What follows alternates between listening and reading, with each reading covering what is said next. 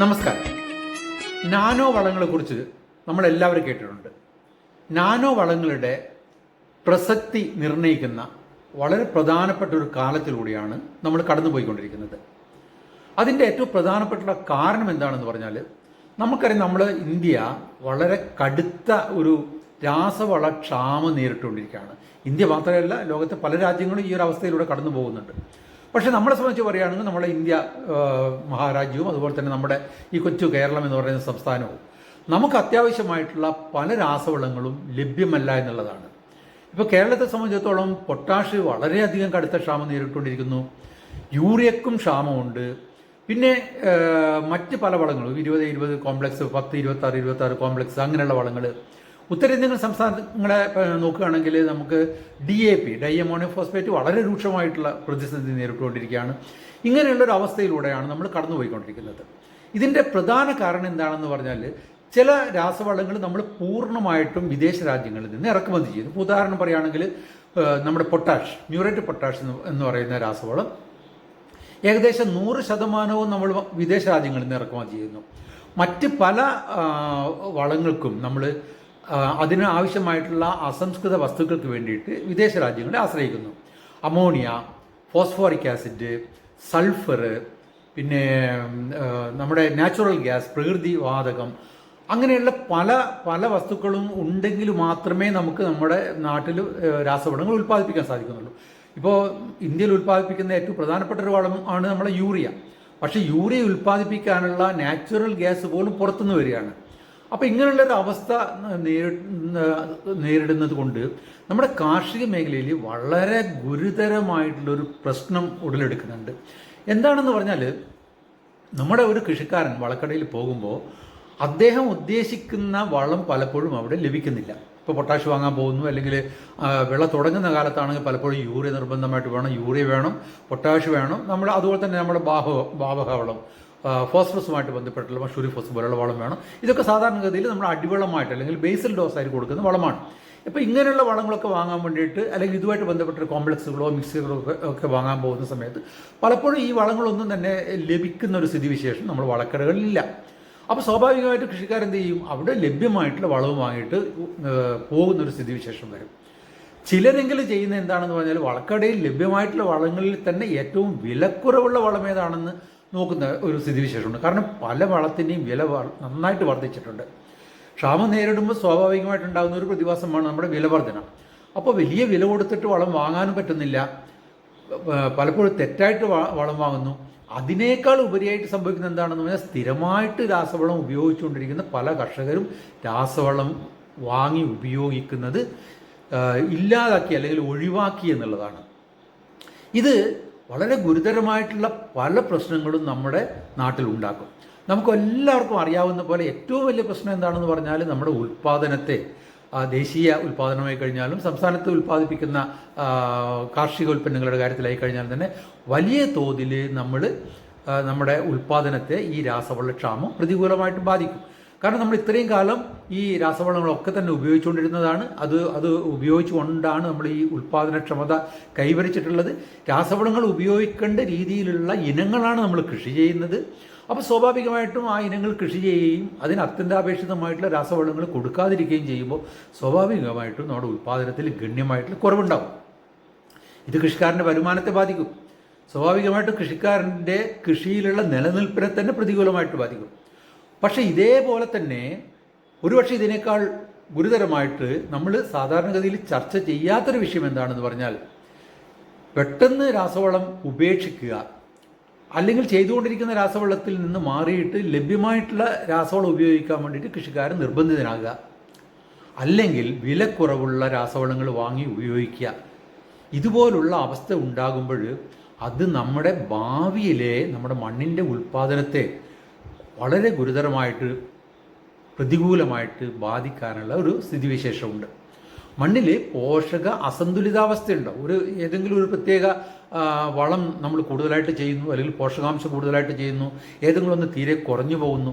നമ്മൾ പലപ്പോഴും ഈ മണ്ണ് പരിശോധിച്ച് വളം ചെയ്യണമെന്ന് പറയാനുള്ള കാരണം എന്താണെന്ന് പറഞ്ഞാൽ, മണ്ണിലുള്ള സസ്യപോഷകാംശങ്ങൾ എത്രയെന്ന് മനസ്സിലാക്കിയിട്ട് അതിന് ശേഷം ആ വിളക്ക് എത്രത്തോളം ആവശ്യമുണ്ട് എന്ന് കണക്കാക്കി കൃത്യമായ രീതിയിലുള്ള ഒരു പോഷക പരിപാലനം നടത്താൻ വേണ്ടിയിട്ടാണ്, സസ്യ പോഷക പരിപാലനം നടത്താൻ വേണ്ടിയിട്ടാണ് നമ്മൾ മണ്ണ് പരിശോധിക്കണം എന്ന് പറയുന്നത്. ഇവിടെ അതൊന്നും നടക്കുന്നില്ല എന്ന് മാത്രമല്ല, നമ്മുടെ മണ്ണ് ആവശ്യപ്പെടുന്ന രീതിയിൽ, വിള ആവശ്യപ്പെടുന്ന രീതിയിൽ അല്ല നമ്മൾ പലപ്പോഴും ഇപ്പോഴത്തെ അവസ്ഥയിൽ വളം ചെയ്തുകൊണ്ടിരിക്കുന്നത്. ഇത് വളരെ ഗുരുതരമായിട്ടുള്ളൊരു പ്രശ്നമുണ്ടാക്കും. അപ്പോൾ ഇതിൽ എന്ത് ചെയ്യാൻ പറ്റുമെന്നുള്ള കാര്യങ്ങൾ പല രീതിയിലും ചർച്ച ചെയ്തു വരുന്നുണ്ട്. പല ശാസ്ത്രജ്ഞന്മാരും അഭിപ്രായപ്പെടുന്നത് ഈ രാസവളം ഇങ്ങനെ ഇത്രയും കടുത്ത ഒരു ക്ഷാമം നേരിടുമ്പോൾ നമ്മൾ രാസവള പ്രയോഗത്തിൻ്റെ എഫിഷ്യൻസി അല്ലെങ്കിൽ അതിൻ്റെ കാര്യക്ഷമത വർദ്ധിപ്പിക്കാൻ വേണ്ടിയിട്ട് എന്തൊക്കെ ചെയ്യാൻ പറ്റുമെന്ന് നോക്കണം. അതുപോലെ തന്നെ രാസവളത്തിന് പകരം ഉപയോഗിക്കാൻ പറ്റാവുന്ന വസ്തുക്കൾ എന്തൊക്കെയാണെന്ന് നോക്കണം. ജൈവവള പ്രയോഗത്തിൽ അല്ലെങ്കിൽ ആ രീതിയിലുള്ള ബദൽ വളങ്ങൾ എന്തൊക്കെയാണെന്ന് പരിഗണിക്കണം എന്നൊക്കെ പറയുന്നുണ്ടെങ്കിൽ പോലും ഇതൊക്കെ പെട്ടെന്ന് നടപ്പിലാക്കാൻ പറ്റാവുന്ന ഒരു കാര്യമല്ല. പക്ഷെ നമ്മൾ മനസ്സിലാക്കേണ്ട ഒരു കാര്യം എന്താണെന്ന് പറഞ്ഞാൽ ഇത് അത്ര എളുപ്പം പരിഹരിക്കപ്പെടുന്ന ഒരു പ്രശ്നമല്ല എന്നുള്ളതാണ്.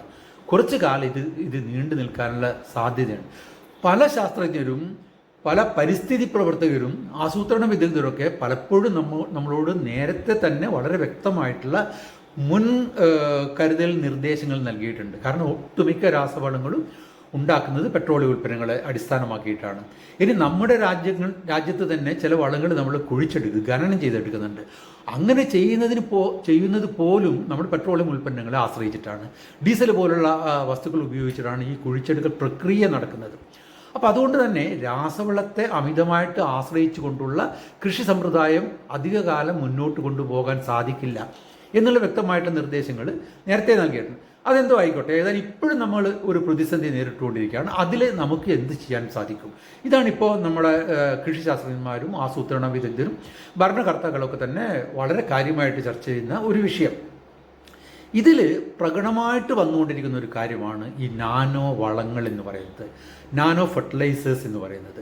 നമുക്കറിയാം, ഏകദേശം ഒരു 2020-21 കാലഘട്ടത്തിൽ അവതരിപ്പിക്കപ്പെട്ടിട്ടുള്ള ഒരു പ്രത്യേക തരം വളമാണ്. അന്ന് വരെ ഇല്ലാത്തതെന്ന് വേണമെങ്കിൽ പറയാം. പ്രത്യേക തരം വളമാണ് നമ്മുടെ ഈ നാനോ വളങ്ങൾ. പലതരത്തിലുള്ള നാനോ വളങ്ങൾ നമുക്ക് ലഭ്യമാണ്. ഇപ്പോൾ പ്രധാന സസ്യപോഷകാംശമായിട്ടുള്ള, അതായത് നമ്മൾ മാക്രോ ന്യൂട്രിയൻസ് എന്ന് പറയുന്ന പ്രധാന സസ്യപോഷകാംശങ്ങളായിട്ടുള്ള നൈട്രജൻ, ഫോസ്ഫറസ്, പൊട്ടാസ്യം പോലുള്ള സസ്യപോഷകാംശങ്ങൾക്ക് പറ്റിയ രീതിയിലുള്ള നാനോ വളങ്ങളുണ്ട്.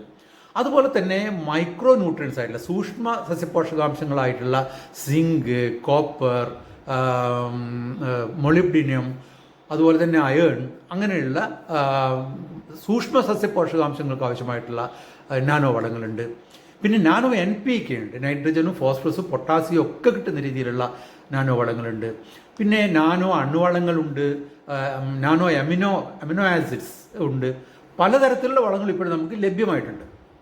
അപ്പോൾ ഈ നാനോ വളങ്ങൾ നമ്മളുടെ ഇന്നത്തെ ഈ ഒരു സാഹചര്യത്തിൽ ഉപയോഗിക്കാൻ പറ്റുമോ എന്നല്ല, എത്രത്തോളം അത് പ്രസക്തമാണ്, എത്രത്തോളം അത് നമ്മൾ പ്രചരിപ്പിക്കേണ്ടതുണ്ട് എന്നുള്ളതിനെക്കുറിച്ചിട്ടുള്ള ഒരു ചർച്ചയും കൂടെ നടന്നു വരുന്നുണ്ട്. അപ്പോൾ ഇവിടെ മനസ്സിലാക്കേണ്ടത് ഞാൻ നേരത്തെ സൂചിപ്പിച്ചതുപോലെ കുറച്ച് വർഷമായി, ഒരു 5-6 വർഷമായിട്ട് നമ്മൾ നാനോ വളങ്ങളെക്കുറിച്ച് കേട്ടുകൊണ്ടിരിക്കുന്നുണ്ട്. കേന്ദ്ര ഗവൺമെൻറ് വലിയ രീതിയിലുള്ള ഫണ്ടിങ് നടത്തിയിട്ടുണ്ട്, വലിയ രീതിയിലുള്ള സബ്സിഡി കൊടുത്തുകൊണ്ട് നാനോ വളങ്ങൾ പ്രചരിപ്പിക്കുന്നുണ്ട്. പക്ഷേ ഒരു വിഭാഗം കൃഷിക്കാർക്ക് ഇടയിലെങ്കിലും കേന്ദ്ര സർക്കാരും അതുപോലെ തന്നെ നാനോ വളങ്ങൾക്ക് പിറകിലുള്ള കമ്പനികളൊക്കെ പ്രചരിപ്പിക്കുന്ന രീതിയിലുള്ള ഒരു എഫിഷ്യൻസി, ഒരു കാര്യക്ഷമത ഇതിനുണ്ടോ എന്നുള്ള സംശയം കൂടെ പ്രകടിപ്പിച്ചിട്ടുണ്ട്. പക്ഷേ ഏതായാലും ഇത്രയും വർഷങ്ങളായിട്ട് പല ഭാഗത്തും, പ്രത്യേകിച്ച് നമ്മുടെ നോർത്ത് ഇന്ത്യയിൽ, നമ്മുടെ ഉത്തരേന്ത്യയിലൊക്കെ തന്നെ പല കൃഷിക്കാരും വളരെ നല്ല രീതിയിൽ നാനോ വളങ്ങൾ ഉപയോഗിച്ചുകൊണ്ടിരിക്കുന്നുണ്ട്. അപ്പോൾ എന്താണ് നാനോ വളങ്ങൾ എന്ന് നമുക്ക് ആദ്യം ഒന്ന് പരിശോധിക്കാം. എന്തുകൊണ്ടാണ് ഇത്തരത്തിലൊരു വിവാദം ഉണ്ടായത് എന്ന് നോക്കാം. ഇന്നത്തെ നമ്മളുടെ ഈ രാസവള ലഭ്യത കുറയുന്ന ഈ ഒരു അവസ്ഥയിൽ നാനോ വളങ്ങൾക്ക് എത്രത്തോളം പ്രസക്തി ഉണ്ട് എന്നും കൂടെ നമ്മൾ നോക്കേണ്ടതുണ്ട്. എന്താണ് നാനോ വളം എന്ന് പറഞ്ഞാൽ? നാനോ എന്നുള്ള വാക്ക് ഇപ്പോഴും നമുക്കൊക്കെ സുപരിചിതമായിട്ടുള്ളൊരു വാക്കാണ്. നമ്മളിപ്പോൾ വളരെ വളരെ സാധാരണമായിട്ട് കേൾക്കുന്ന ഒരു കാര്യമാണ് നാനോ സാങ്കേതിക വിദ്യ, നാനോ ടെക്നോളജി എന്ന് പറയുന്നത്. നാനോ എന്ന് പറഞ്ഞാൽ അതിസൂക്ഷ്മമായിട്ടുള്ള, വളരെ വളരെ സൂക്ഷ്മമായിട്ടുള്ളത് എന്നാണ് അതിൻ്റെ ഒരു അർത്ഥം. വളരെ എന്ന് പറഞ്ഞാൽ അങ്ങേയറ്റം സൂക്ഷ്മമായിട്ടുള്ളത് എന്ന് വേണമെങ്കിൽ നമുക്ക് പറയാം. അതുകൊണ്ട് തന്നെ അതിസൂക്ഷ്മമായിട്ടുള്ളത് പറയാൻ കാരണം, അതിസൂക്ഷ്മമായിട്ടുള്ള കണങ്ങൾ, രാസവളത്തിൻ്റെ കണങ്ങൾ, തന്മാത്ര തലത്തിലുള്ള രാസവളങ്ങളുടെ കണങ്ങൾ നമുക്ക് ദ്രവരൂപത്തിൽ, അതായത് വെള്ളം പോലെ നമ്മുടെ ലിക്വിഡ് ഫോർമാറ്റിൽ നമുക്ക് കുപ്പിയിൽ അല്ലെങ്കിൽ ഡബ്ബയിൽ, പ്ലാസ്റ്റിക് ഡബ്ബകളിൽ ലഭിക്കുന്നു. ഇത് നമ്മൾ ചെടികളുടെ ഇലകളിലേക്ക് സ്പ്രേ ചെയ്ത് കൊടുക്കും. അപ്പോൾ ഇലകളിൽ തളിച്ചു കൊടുക്കുന്നു. ഇലകൾ തളിച്ചു കൊടുക്കുമ്പോൾ അത് ഉപയോഗിച്ച് നല്ല രീതിയിലുള്ള വിള ഉൽപ്പാദനം ഉണ്ടാക്കി തരും എന്നുള്ളതാണ് ഇതിൻ്റെ വക്താക്കളും പ്രയോക്താക്കളും ഒക്കെ തന്നെ പ്രചരിപ്പിക്കുന്നത്. നമ്മുടെ കേന്ദ്ര സർക്കാർ അടക്കം പറയുന്നത് ആ രീതിയിലുള്ള ഒരു ഗുണം ഇതിന് ഉണ്ട് എന്നുള്ളതാണ്. അപ്പോൾ അതിസൂക്ഷ്മമായിട്ടുള്ള വളങ്ങളുടെ തന്മാത്രകൾ ചെടിയുടെ ഇലകളിൽ പതിക്കുമ്പോൾ അത് വളരെ പെട്ടെന്ന് തന്നെ ചെടി വലിച്ചെടുക്കുകയും ചെടിയുടെ ആന്തരിക അതിൻ്റെ സിസ്റ്റത്തിലേക്ക്, അതിൻ്റെ ഉള്ളിലേക്ക് കടക്കുകയും അത് വളരെ ഫലപ്രദമായിട്ട് പ്രവർത്തിക്കുകയും ചെയ്യുന്നു എന്നുള്ളതാണ് ഇതിൻ്റെ ഈ ഒരു വളത്തിൻ്റെ ഒരു പ്രത്യേകതയായിട്ട് പറയുന്നത്. ഇതിലൊരു കാര്യം മനസ്സിലാക്കേണ്ടത് എന്താണെന്ന് പറഞ്ഞാൽ, സാധാരണഗതിയിൽ നമ്മൾ രാസവളം ചെയ്യുമ്പോൾ നമ്മൾ ഏത് വളമായി കഴിഞ്ഞാലും യൂറിയോ പൊട്ടാഷോ അതിൽ ഏത് വളമായി കഴിഞ്ഞാലും നമ്മൾ ചെയ്യുന്നത് മണ്ണിലാണ്. മണ്ണിൽ രാസവളങ്ങൾ ചെയ്യുമ്പോൾ നമ്മൾ പ്രയോഗിക്കുന്ന രാസവളത്തിൻ്റെ 30 അല്ലെങ്കിൽ 50% 30 മുതൽ 50% വരെ മാത്രമേ ചെടികൾക്ക് വലിച്ചെടുത്ത് പ്രയോജനപ്പെടുത്താൻ സാധിക്കുന്നുള്ളൂ.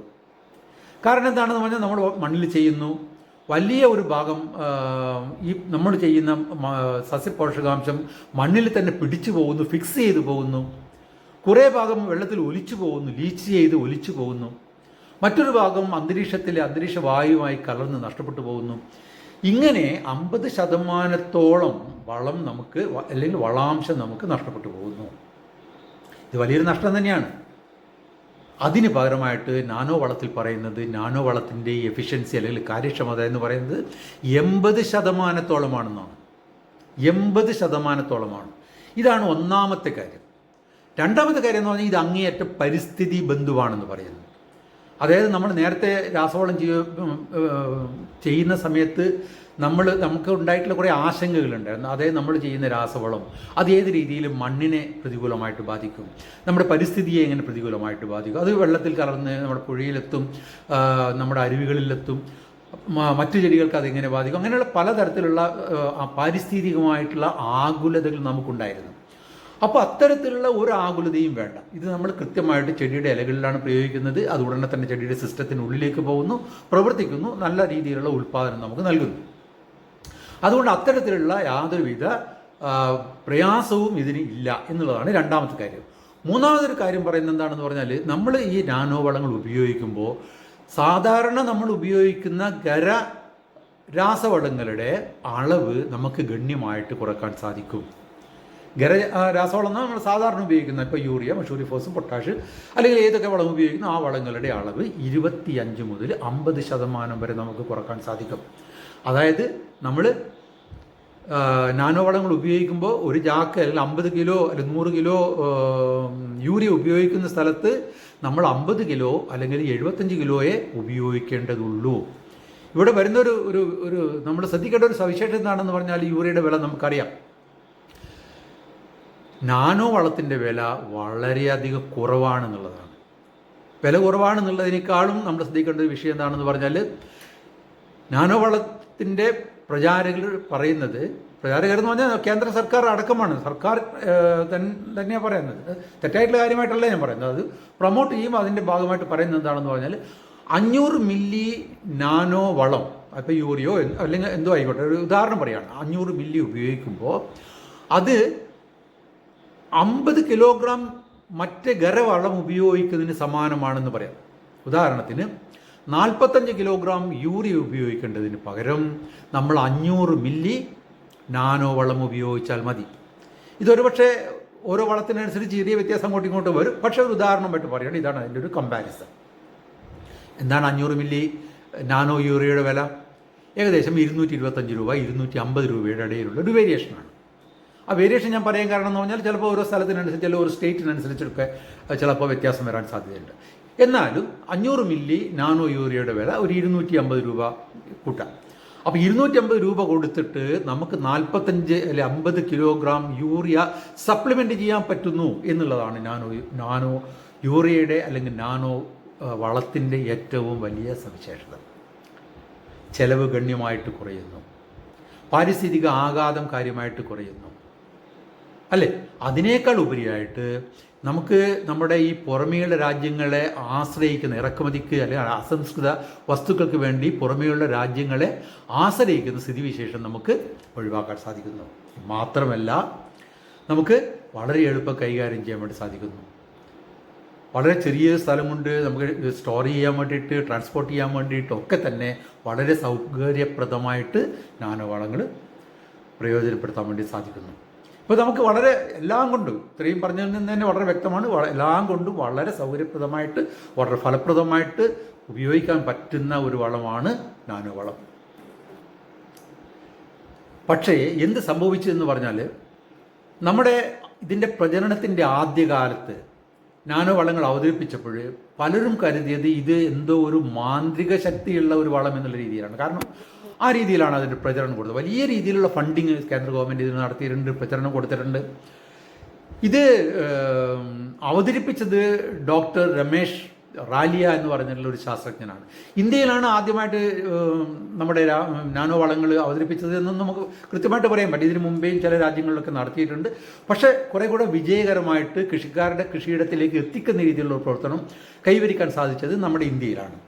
അപ്പോൾ അതിന് നമ്മുടെ ഇഫ്കോ പോലുള്ള സ്ഥാപനങ്ങൾ, Indian farmers fertiliser cooperative limited പോലുള്ള സ്ഥാപനങ്ങൾ, അതുമാത്രമല്ല ഒന്ന് രണ്ട് കമ്പനികൾ കൂടെ വളരെ ശക്തമായിട്ടുള്ള പിന്തുണ അതിന് നൽകിയിട്ടുണ്ട്, വ്യാപകമായിട്ട് പ്രചരിപ്പിച്ചു. പക്ഷെ പ്രചരിപ്പിച്ചപ്പോൾ നാനോ വളങ്ങൾ ഉപയോഗിച്ച് കഴിഞ്ഞാൽ പിന്നെ അതിൻ്റെ ഗരവളങ്ങൾ ഉപയോഗിക്കേണ്ട എന്നുള്ളൊരു ഒരു മാനസികാവസ്ഥയിൽ നമ്മുടെ പല കൃഷിക്കാരും എത്തി. കാരണം അവരെ കൃത്യമായിട്ട് കാര്യങ്ങൾ പറഞ്ഞ് ബോധ്യപ്പെടുത്തുന്നതിൽ ഈ പ്രചരണ പ്രവർത്തനങ്ങൾ നടത്തിയിട്ടുള്ള ആളുകൾ ശ്രദ്ധിച്ചില്ല എന്ന് വേണമെങ്കിൽ പറയാം. അതുകൊണ്ട് വളരെ ഗണ്യമായിട്ട് പല സ്ഥലത്തും ഉൽപ്പാദനം കുറയുന്നൊരു സ്ഥിതിവിശേഷം ഉണ്ടായി. ഒരു പക്ഷേ അതാകാം കാരണം, കൃത്യമായിട്ട് അതാണ് നമുക്ക് പറയാൻ പറ്റില്ല. പക്ഷേ പഞ്ചാബ് അഗ്രികൾച്ചർ യൂണിവേഴ്സിറ്റി പോലുള്ള കാർഷിക സർവകലാശാലകൾ വളരെ ശക്തമായിട്ട് ഇതിനെതിരെ നിലപാടെടുക്കുകയും ഇത് വലിയ രീതിയിലുള്ള ഗുണം ചെയ്യുന്നില്ല എന്ന് പറയുകയും ചെയ്തു. ഏതായാലും ഇപ്പോഴും അത് മാർക്കറ്റിലുണ്ട്, വലിയ രീതിയിൽ പ്രചരിപ്പിക്കുന്നുണ്ട്, ആളുകൾ നല്ല രീതിയിൽ ഉപയോഗിക്കുന്നുണ്ട്. പക്ഷെ നമ്മുടെ നാട്ടിലത് കാര്യമായിട്ട് അത്രത്തോളം പ്രചാരം കിട്ടി എന്ന് പറഞ്ഞുകൂടാ. ഇപ്പോഴും ഞാൻ എന്തുകൊണ്ട് ഈ ഒരു വളത്തെക്കുറിച്ച് പറയുന്നെന്ന് സൂചിപ്പിച്ചാൽ, നമുക്ക് യൂറിയ ലഭിക്കുന്നില്ല, പ്രധാനമായിട്ട് പൊട്ടാഷ്യം ലഭിക്കുന്നില്ല, അല്ലെങ്കിൽ അതുപോലുള്ള വളങ്ങൾ ലഭിക്കുന്നില്ല.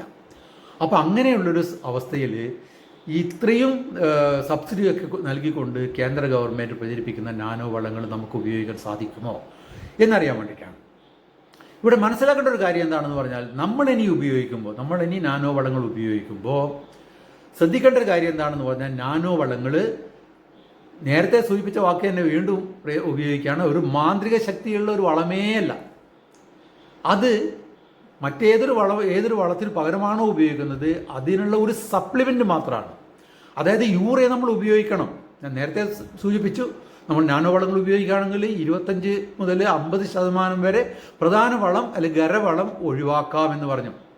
ഇപ്പോൾ നമ്മുടെ പ്രശ്നം എന്താണ്? യൂറിയ ആവശ്യത്തിന് ലഭിക്കുന്നില്ല, അല്ലെങ്കിൽ വലിയ വില കൊടുത്ത് വാങ്ങേണ്ടി വരുന്നു. അപ്പോൾ നമുക്ക് ചെയ്യേണ്ട കാര്യം എന്താണെന്ന് പറഞ്ഞാൽ, അടിസ്ഥാന വളമായിട്ട് ചെയ്യുന്ന യൂറിയ നിർബന്ധമായിട്ടും അതുപോലെ ചെയ്യാം, മഷൂരിഫോസ് ചെയ്യാം, പൊട്ടാഷ് ചെയ്യാം. അത് കഴിഞ്ഞിട്ട് നമ്മൾ ഒരു ഒന്നാം മേൽവളമായിട്ട് ചിലപ്പോഴെങ്കിലും രണ്ടാം മേൽവളമായിട്ട് ഒക്കെ കൊടുക്കുന്ന സമയത്ത് ഈ പറഞ്ഞ വളങ്ങൾ ലഭ്യമാണെങ്കിൽ അത് ചെയ്യുക. ലഭ്യമല്ലെങ്കിൽ നമുക്ക് നാനോ വളങ്ങൾ ഉപയോഗിക്കാം.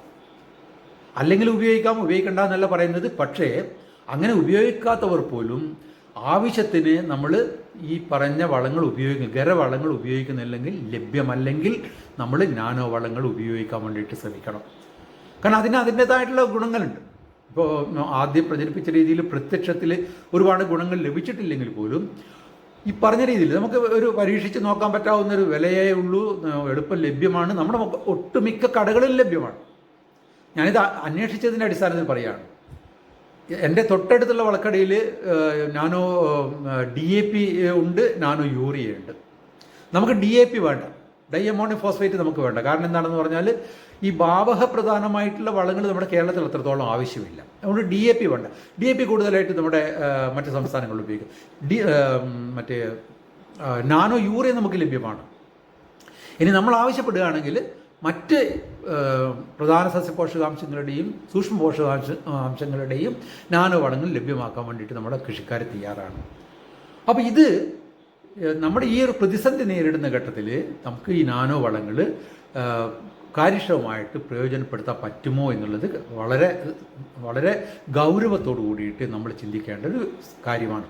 ഇനി ഇത് ഉപയോഗിക്കുമ്പോൾ ശ്രദ്ധിക്കേണ്ട കാര്യം എന്താണെന്ന് പറഞ്ഞാൽ, ഒരു ലിറ്റർ വെള്ളത്തിൽ 2 മുതൽ 4 മില്ലി ലിറ്റർ ആണ് നമ്മൾ നാനോ വളം കലക്കേണ്ടത്.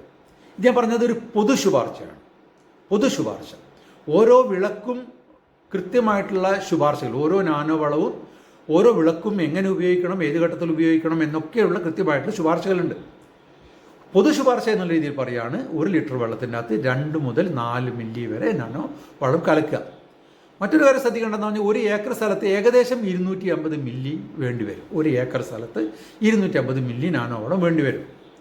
പിന്നെ ഒരു കാര്യം ശ്രദ്ധിക്കുക, നമ്മൾ സ്പ്രേ ചെയ്യുന്ന സമയത്ത് ഫ്ലാറ്റ് പാൻ, അതായത് ഒരു പരന്ന കൃത്യമായിട്ട് എല്ലാ ചെടികളിലും വീഴുന്ന രീതിയിലുള്ള കാര്യക്ഷമമായിട്ടുള്ള സ്പ്രേയറുകൾ ഉപയോഗിക്കാൻ വേണ്ടിയിട്ട് ശ്രദ്ധിക്കണം. ഇപ്പോൾ ഡ്രോണുകൾ ഇതുപോലുള്ള വസ്തുക്കൾ തളിക്കാൻ വേണ്ടിയിട്ട് ലഭ്യമാണ്. ഡ്രോണുകൾ ലഭ്യമാണെങ്കിൽ നമുക്ക് ഡ്രോണുകൾ ഉപയോഗിക്കാം. മറ്റൊരു കാര്യം ശ്രദ്ധിക്കേണ്ടതെന്ന് പറഞ്ഞാൽ, നമ്മളിത് ചെയ്യുമ്പോൾ രാവിലെ ചെയ്യുക, ഏറ്റവും നന്ന രാവിലെ ചെയ്യുക, അതുപോലെ തന്നെ വൈകുന്നേരം ചെയ്യുക. ഇത് ഈ 2 സമയമാണ് നാനോ വളം പ്രയോഗിക്കാനുള്ള ഏറ്റവും നല്ല സമയം. മറ്റൊരു പ്രധാനപ്പെട്ട കാര്യം എന്താണെന്ന് പറഞ്ഞാൽ, നമ്മളിത് ചെയ്തിട്ട് ഒരു മഴ പെയ്യുകയാണെങ്കിൽ, 8 മണിക്കൂറിനുള്ളിൽ മഴ പെയ്യുകയാണെങ്കിൽ നമ്മളത് വീണ്ടും ചെയ്യേണ്ടതായിട്ടുണ്ട്. കാരണം ഇത് ഫലപ്രദമായ രീതിയിൽ നമ്മുടെ ചെടികൾക്ക് അത് ഉപയോഗിക്കാൻ സാധിക്കില്ല.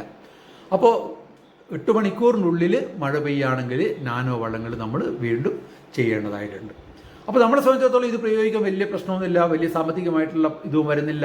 കേന്ദ്ര ഗവൺമെൻറ് വലിയൊരു സബ്സിഡി നമുക്കിതിൽ കിട്ടുന്നത്, അതുകൊണ്ടാണ് ഈ പറഞ്ഞ വിലക്ക് കിട്ടുന്നത്. അപ്പോൾ അതുകൊണ്ട് ഒരു സപ്ലി, ഞാൻ ആവർത്തിച്ച് പറയുകയാണ്, ഒരു വളം സ്കിപ്പ് ചെയ്തുകൊണ്ട് അല്ലെങ്കിൽ റീപ്ലേസ് ചെയ്തുകൊണ്ട്, യൂറിയ മാറ്റി നിർത്തിക്കൊണ്ട് നാനോ യൂറിയ ചെയ്യുക എന്നുള്ളതല്ല പറയുന്നത്.